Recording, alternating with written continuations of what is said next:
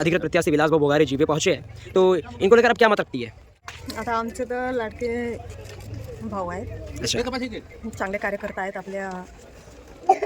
आपले झाडेपट्टी एरियातलेच चांगले कार्यकर्ता आहेत. मतलब ते- नहीं, वैसे तो वो इन इलाके में उनका तो सबसे ज़्यादा योगदान है. गरीब लोगों के लिए तो सबसे बेस्ट है वो. तो मेरा तो मतलब कहना है कि मतलब चुनकर आना चाहिए और सभी ने वोट करना चाहिए. अभी विलास भाऊ आना चाहिए. और ये अभी सरपंच था तब हमारे गांव में बहुत विकास किया इसने. विलास भाऊ आना चाहिए. क्यों? क्योंकि ये अच्छा काम करता है इसलिए. लगता है कि विलास भाऊ अगर आते हैं तो आपके मुद्दों की बात करेंगे? 100% सर. जबकि हमारे विलास भाऊ विधानसभा तक पहुंच जाएंगे तो 100% हर गरीब लोगों की समस्या हल हो जाएंगे. राष्ट्रीय गोंडवाना पार्टी के अधिकृत प्रत्याशी देवीलास भोगारे का प्रचार चरम पर. जनहितकारी मुद्दों को लेकर जीतेंगे विधानसभा का रण. आपको बता दें कि महाराष्ट्र में इन दिनों विधानसभा चुनाव 2024 की सरगर्मी तेज है, जहां अब सभी अधिकृत प्रत्याशियों के साथ निर्दलीय प्रत्याशियों ने भी चुनावी प्रचार के लिए कमर कस ली है. इसी कड़ी में हम आज विधानसभा क्रमांक 66 देवरी आमगांव विधानसभा की बात करेंगे. जानकारी अनुसार कुल 9 व्यक्तियों ने आमदार पद के लिए इस विधानसभा क्षेत्र से पर्चा भरा है, जहां हमारी मुलाकात राष्ट्रीय गोंडवाना पार्टी के अधिकृत प्रत्याशी देवविलास भोगारे से हुई, जिनका चुनाव चिन्ह उस शेतकरी अर्थात गन्ना किसान है. हमसे वार्ता के दौरान देवविलास भोगारे ने बताया कि वे स्थानीय स्तर के मुद्दों के साथ इस विधानसभा के चुनाव में शिरकत कर रहे हैं, जिसमें वे शिक्षा, स्वास्थ्य, रोजगार के अलावा आदिवासियों के अधिकार और सर्व समाज के मुद्दों पर जोर देंगे. इस हेतु राष्ट्रीय गोंडवाना पार्टी के प्रदेश अध्यक्ष श्री राकेश भलावी के मार्गदर्शन में देवविलास भोगारे का चुनावी प्रचार प्रसार विधानसभा के कोने कोने में जारी है. विलास भोगारे ने बताया कि देवरी आमगांव विधानसभा क्षेत्र एसटी आरक्षित विधानसभा है, लेकिन वे सर्व समाज के अधिकारों और समस्याओं को ध्यान में रखते हुए जनता तक अपनी बातें पहुंचाने की हर संभव कोशिश कर रहे हैं.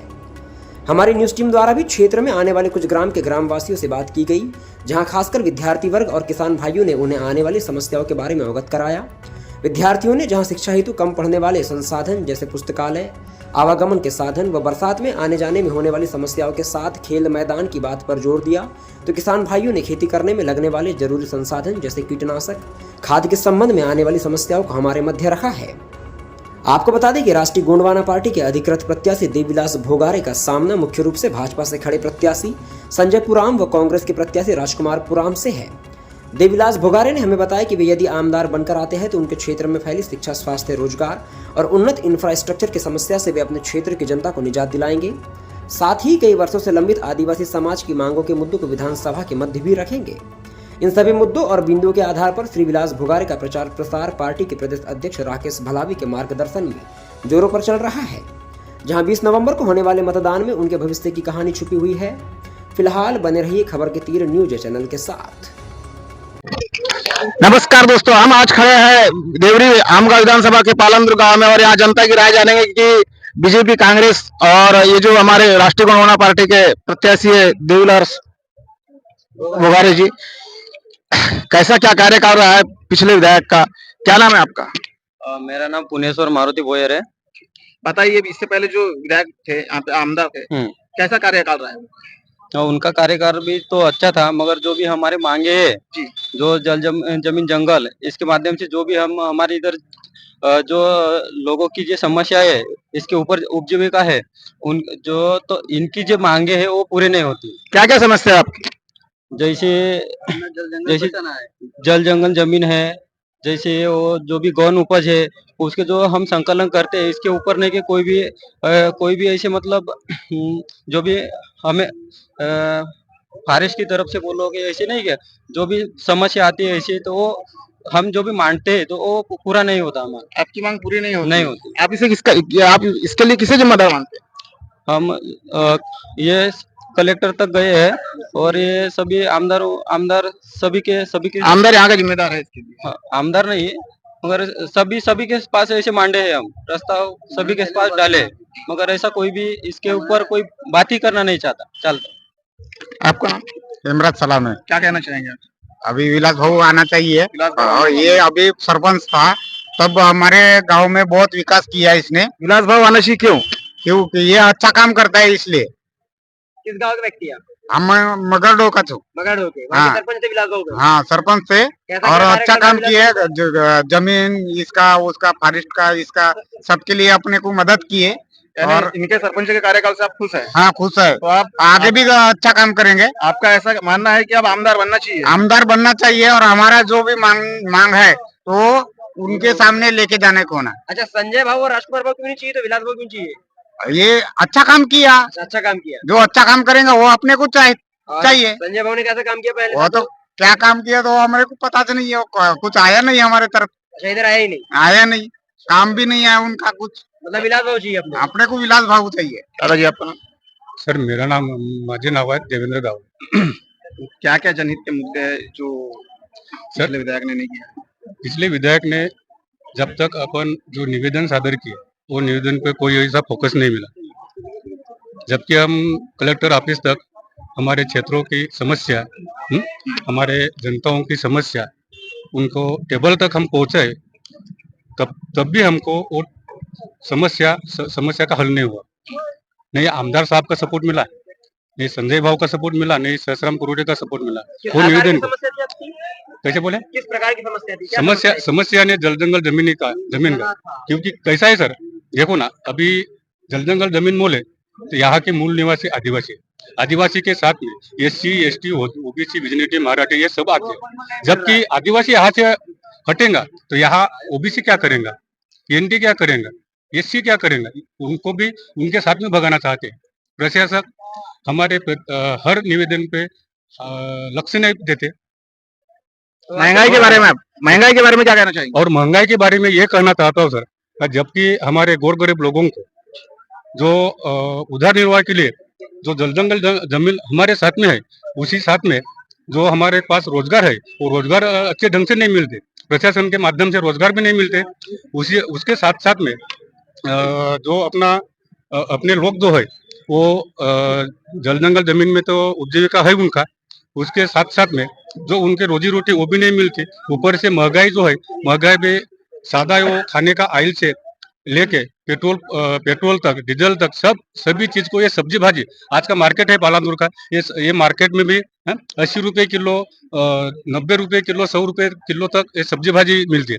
फिर इसी समय पे हमारा वो जो गरीब लोग है, हमारे वो गरीब साथियों है, वो कैसे जीवन जी पाएंगे अपने बच्चों को। आपने इससे पहले कहा कि जल जंगल जमीन की जो लड़ाई है, हाँ सर, ये लड़ाई के लिए आप लोग यहाँ पे खड़े हैं और हाँ इन मुद्दों की बात आज तक हुई नहीं है। नहीं सर, तो क्या आपको लगता है कि विलास भाऊ अगर आते हैं तो आपके मुद्दों की बात करेंगे? 100% सर, 100% सर। जबकि हमारे विलास भाऊ विधानसभा तक पहुंच जाएंगे तो 100% हर गरीब लोगों की समस्या हल हो जाएंगे। ये क्षेत्र ने अक्का, ये महाराष्ट्र में जो जल जंगल जमीन का है, उसके साथ साथ में जो SC ST विजनिटी मराठी का जो समस्या है, वो भी समस्या पूरे हल हो जाएंगे, हम वादा करते हैं सर। क्योंकि विलास भाऊ के पिछले 5 साल से जो कार्यरत है, वो 100% क्षेत्र छोड़ के ये पूरा महाराष्ट्र में है, उनकी वर्किंग अपने लोगों को जागरूक कर रहे हैं और उनको समस्या जो है वो समस्या को हल करने का प्रयत्न चालू है जारी।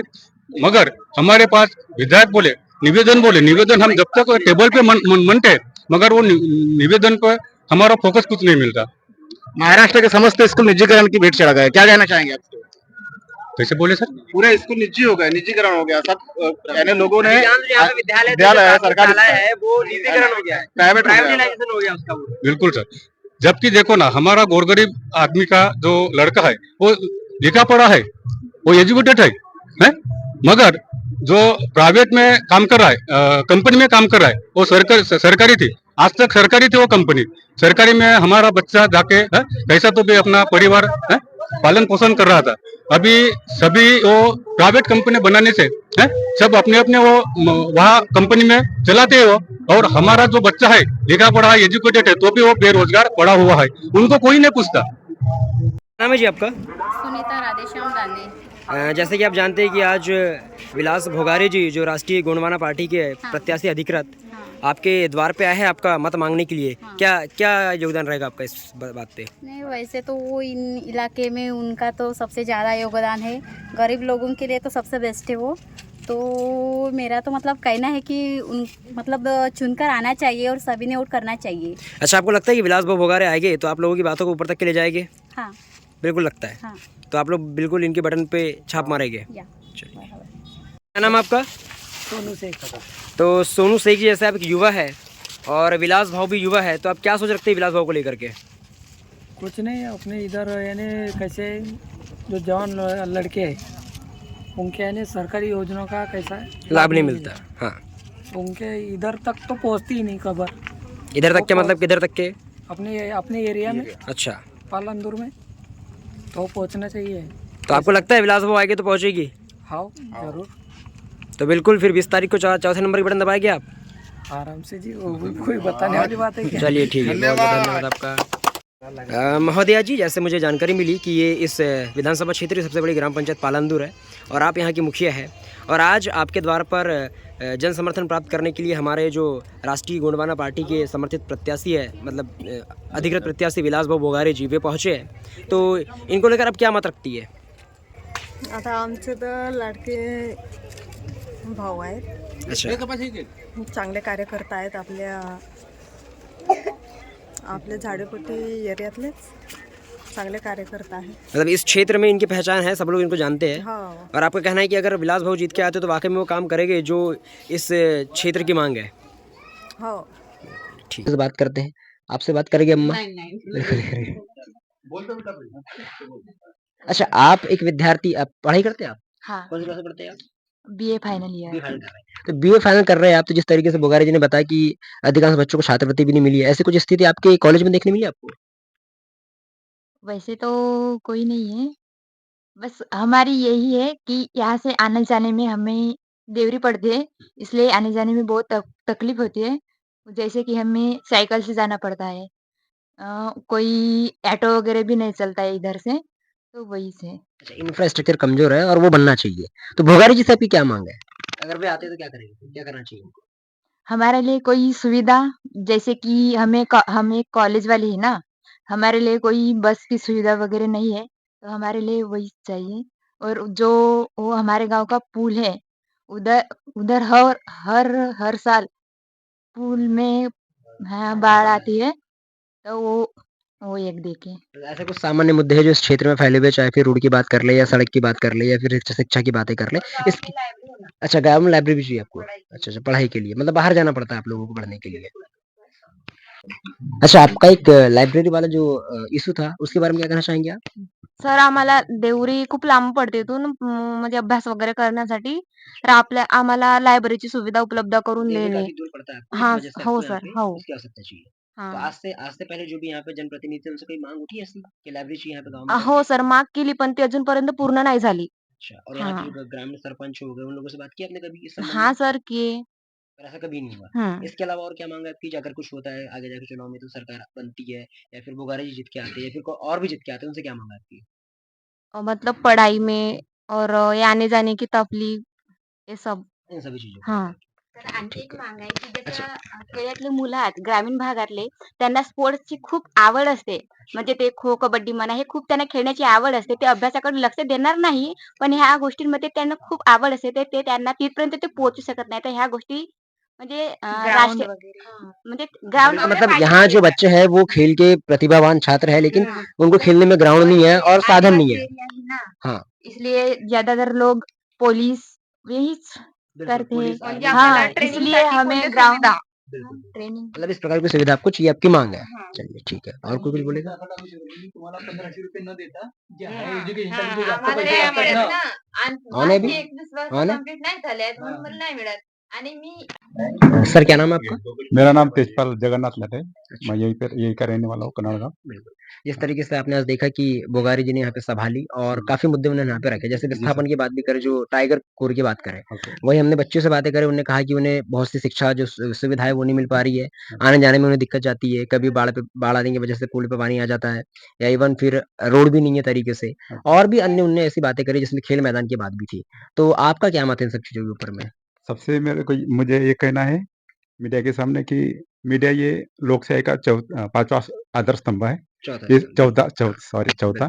तो इसके माध्यम से मीडिया के माध्यम से हर नागरिक का कहना, मतलब जो विचारधारा है, वो सभी आम आदमी के पास पहुंच पाता है आवाज। तो ये कनाड़गांव देवरी से लगभग 8 किलोमीटर है। यहाँ बारिश जब होती है, बारिश में इस नाले को बहुत बाढ़ आती है। उस टाइम में हमारा जो संपर्क है देवरी से टूट जाता है। तो सबसे मेरी मांग ये है कि यहाँ पे पुलिया होना चाहिए। इस मुझे इस बात के लिए हमने जो आमदार साहब से बात किए थे, उन्होंने हाँ बोले थे। इसका जो मंजूरी वगैरह का काम हुआ था बोले, लेकिन उस बीच में महाविकास आघाड़ी की सरकार बदल गई, तो वो जो फाइल था, वो फाइल वैसा का वैसा पड़ा रहा। ऐसे कुछ उनके तरफ से मुझे सुनने मिला। जैसे बोगारे जी ने बात की कि सड़क की बात करें, नाली की बात करें, जो भी करें बनते रहेगी, लेकिन जो समाज का एक उत्थान है वो भी होना चाहिए। तो आप किस बात पे ज़्यादा जोर देना चाहेंगे? समाज के उत्थान पे कि ये जो क्षेत्रीय इंफ्रास्ट्रक्चर इसके ऊपर में? मैं सबसे पहले ये कहना चाहूँगा कि भारत एक कृषि प्रधान देश है। यहाँ पे जो हमारे राजस्थान और सॉरी पंजाब और हरियाणा के किसानों ने जो मांग की थी लीगल एमएसपी के पे गारंटी होना चाहिए, लेकिन हमारी जो सरकार, केंद्र की सरकार, इन्होंने नहीं मानी। और सबसे मैं ये कहना चाहूँगा कि यहाँ पे एमएसपी के पे गारंटी हो, और जो खेती के लिए जो सहायता लगते हैं उस पर जो 18% जीएसटी है। जैसे कि जो खाद की जो रेट है, वो रेट असल में 1020 रुपए की जो खाद की बोरी है, वो हमको 1200 में दी जाती, मतलब 180 रुपए ज़्यादा मिलते। उसी प्रकार जो बीज है, जो धान की बीज है, वो 2 साल के पहले, मतलब 17 के पहले, जो जीएसटी लगने के पहले उसकी कीमत रेट थी 550 या 450। वो आज हमको 1000 से 1200 तक लेनी पड़ती है। तो और जो कीटनाशक बोलते हैं, वो कीटनाशक की जो रेट था 1 लीटर पे 750 रुपए, क्या बोलते हैं उसको, क्लोरोपाइरीफास और साइपरमेथ्रिन, जो खोड़ कीड़ा जो बोलते हैं, तनाछेदक, तनाछेदक के लिए जो फवारा जाता है, छिड़काव किया जाता है, तो उसका रेट था 750 रुपए, जो हमें अभी 2000 से 2500 रुपए लेना पड़ता है। ये सब वजह किस बात के लिए हुई?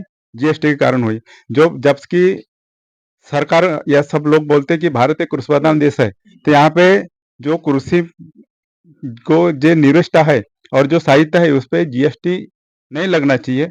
और शिक्षा पे मैं ये कहना चाहूँगा कि जो शिक्षा पे है, इन्होंने क्या किए, हमारे साथ में बहुत धोखा किए। या इन्होंने शिक्षा पे भी 18% जीएसटी लगाए, वो भी बंद होना चाहिए। इसकी वजह से हमारे जैसे जो गरीब है, जो खेड़े में रहते हैं, और जो जिसके माँ बाप मतलब रोजी रोटी कमा के बच्चों को पढ़ाने की ये मतलब ये प्रयास करते हैं, वो बच्चे पढ़ नहीं पाते। तो वो जीएसटी के कारण ये सब हम आज हमारा समाज पिछड़े। बहुत बहुत धन्यवाद आपका।